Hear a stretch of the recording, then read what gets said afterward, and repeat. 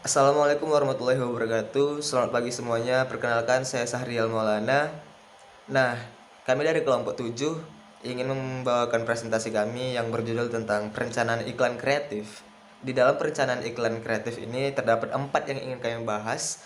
Yang pertama adalah kreativitas dalam iklan, proses kreatif, strategi kreatif, dan strategi melakukan periklanan kreatif atau how to do it. Sebelumnya rekan-rekan dalam kelompok ini adalah Rizka Maisarah dan satu lagi Elviana Rosa. Assalamualaikum warahmatullahi wabarakatuh. Nama saya Rizka Maisara dari kelompok 7. Di sini saya menjelaskan mengenai kreativitas dalam iklan. Dalam dunia periklanan, kreativitas adalah hal yang harus dapat membantu stand out dari kompetitor serta unik dan menghibur. Tapi iklan juga harus dapat memberi informasi yang jelas serta mampu menjawab permasalahan dan objektif dari klien. Orang yang kreatif dalam iklan harus mampu memunculkan ide yang segar, unik, dan cocok, yang sesuai dan bisa digunakan sebagai solusi dari masalah komunikasi. Cocok dalam hal ini adalah sesuai dengan target audiens, dapat berbicara dengan target audiens yang sesuai. Tanggung jawab orang kreatif adalah mengubah seluruh informasi mengenai produk seperti atribut atau manfaat produk hingga tujuan komunikasi yang ditetapkan menjadi suatu konsep kreatif yang mampu menyampaikan pesan pemasaran kepada khalayak. Selanjutnya, pembahasan mengenai proses kreatif. Sebuah kreativitas dalam periklanan tidaklah muncul secara tiba-tiba namun merupakan suatu proses. Proses kreatif iklan yang dikembangkan oleh James Webb Young yang terdiri dari 5 tahapan. Yang pertama, tahap persiapan. Seorang pemikir atau kreator memformulasikan masalahnya dan mengumpulkan semua fakta dan data yang dibutuhkan untuk memecahkan masalah yang kadang-kadang meski telah lama berkonsentrasi, pemecahan masalah belum juga muncul. Kemudian ada tahap inkubasi. Di sini pemikir mengalihkan perhatian dari persoalan yang sedang dihadapi, di mana tahap ini ide-ide yang mencampuri dan mengganggu cenderung menghilang, sementara pengalaman baru dapat menambah kunci bagi pemecah masalah. Kemudian yang ketiga ada tahap iluminasi. Di sini pemikir mengalami insight atau tiba-tiba muncul pemecahan masalah muncul dengan sendirinya. Kemudian yang keempat, tahap evaluasi.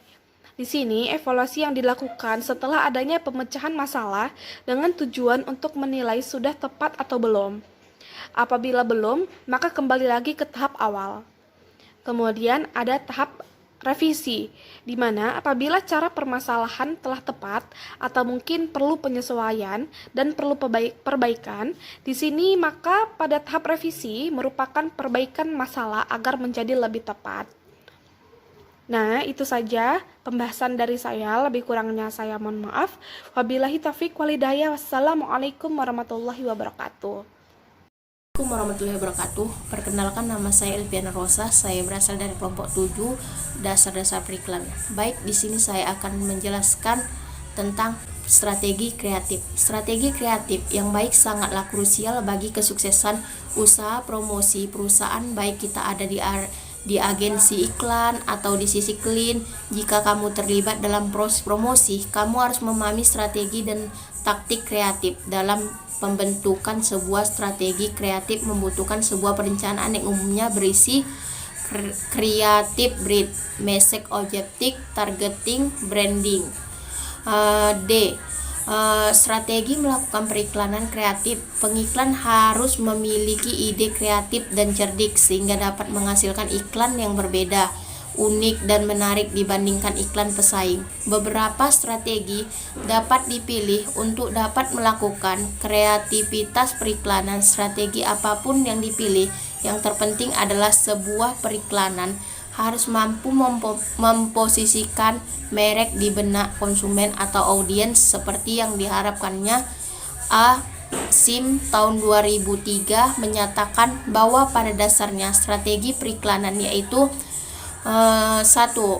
Functional orientation, 2. Symbolic Experiential Orientation terbagi dalam 3 jenis, yaitu brand image strategi, resonancy strategi, emotional strategi. 3 kategori dominance orientation terbagi dalam 2 jenis, yaitu generic strategi dan preemptive strategi. Kesimpulannya adalah salah satu komponen paling penting dalam komunikasi pemasaran adalah pesan yang ada di iklan tidak hanya sebagai sumber informasi, tetapi pesan yang ada di iklan juga bisa menjadi sumber entertainment, motivasi hingga fantasi.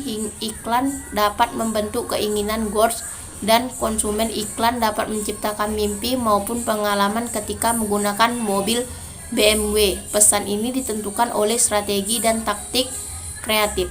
Dalam dunia periklanan, kreativitas adalah hal yang mencakup keduanya, dapat membantu stand out dari kompetitor serta unik dan menghibur, tetapi iklan juga harus dapat memberi informasi yang jelas serta mampu menjawab permasalahan dan objektivitas dari klien. Orang kreatif dalam iklan harus mampu memunculkan ide yang segar, unik, dan cocok yang bisa digunakan sebagai solusi dari permasalahan komunikasi. Nah, itulah beberapa materi yang ingin kami sampaikan yang sudah dijelaskan oleh teman saya, Rizka Maisara dan Elviana Rosa. Terima kasih sebelumnya. Nah, saya sendiri akan menyimpulkan tentang periklanan kreatif. Di dalam iklan sendiri, tidak hanya memberikan informasi atau pesan yang jelas serta objektif.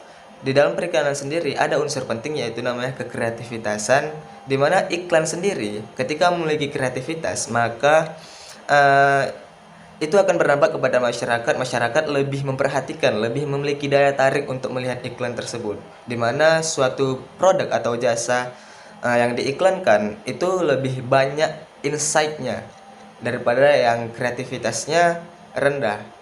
Nah, ketika kreativitas dalam periklanan ini digabungkan, pesan yang disampaikan jelas dan kreativitas itu tinggi, maka itu akan menjadi kuat untuk sebuah perusahaan dan mestinya untuk kompetitor-kompetitor lain. Nah, khususnya di Indonesia, semoga periklanan di Indonesia juga lebih kreatif lagi dan dapat mengangkat kreator-kreator yang ada di Indonesia lebih bermanfaat lagi. Karena semakin banyak iklan-iklan yang kreatif, semakin pula dibutuhkan generasi-generasi muda yang jago ngedit, entah itu dalam penyampaian komunikasi ataupun dalam visual, gambar, video, dan lain-lain. Dan itulah yang bisa kami sampaikan. Semoga bermanfaat. Kami akhiri. Wassalamualaikum warahmatullahi wabarakatuh. Selamat pagi semuanya. Have a good day.